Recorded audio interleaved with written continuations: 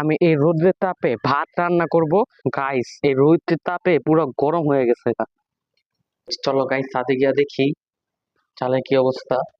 এই হচ্ছে আমার চালের অবস্থা। হে গাইস, আসসালামু আলাইকুম, myself Yasin Ahmed and welcome to my another vlog.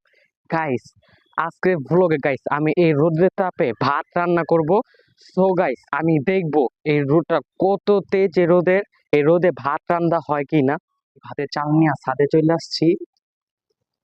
Guys দেখো ছাদে কত রোদ, অনেক রোদ। সো গাইস আমি এই জায়গাটাতে আমি আমার চাল রাখবো।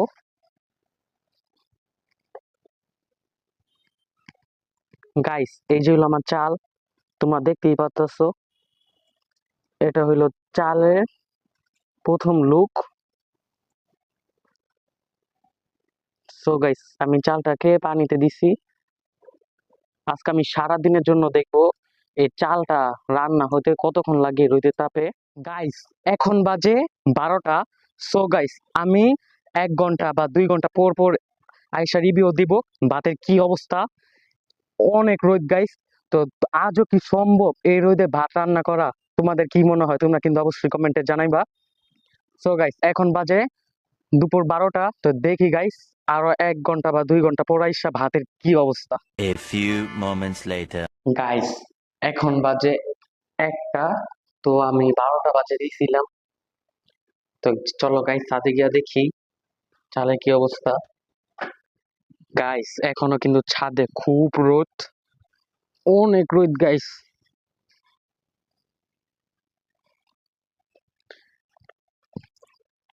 এই যে গাইস আমার চাল।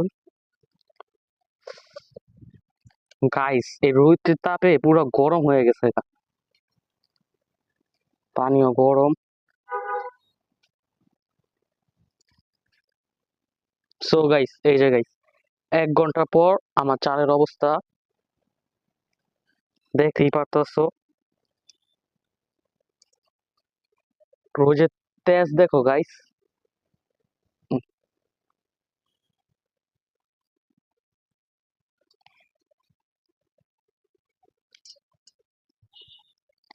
গাইস 1 ঘন্টা পর দেখি ভাত অনেকখানি হয়ে গেছে।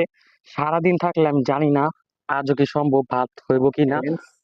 সো গাইস আমি 12টা বাজে চাল দিছিলাম, এখন বাজে সন্ধ্যা 6টা। সো গাইস আমি ছাদে আসছি। চলো গাইস দেখি ভাতের চালে কি অবস্থা। সো গাইস এই হচ্ছে আমার চালের অবস্থা। আয় হায় গাইস দেখো অলরেডি কিন্তু ভাত রান্না হয়ে গেছে। তবু হালকা চাল চাল, এটা স্বাভাবিক। গাইস এই চাল চাল হওয়াটা এটাও স্বাভাবিক, কারণ এটা চুলায় রান্না হয় নাই, এটা শুধু রোদের তাপে রান্না করা হয়েছে।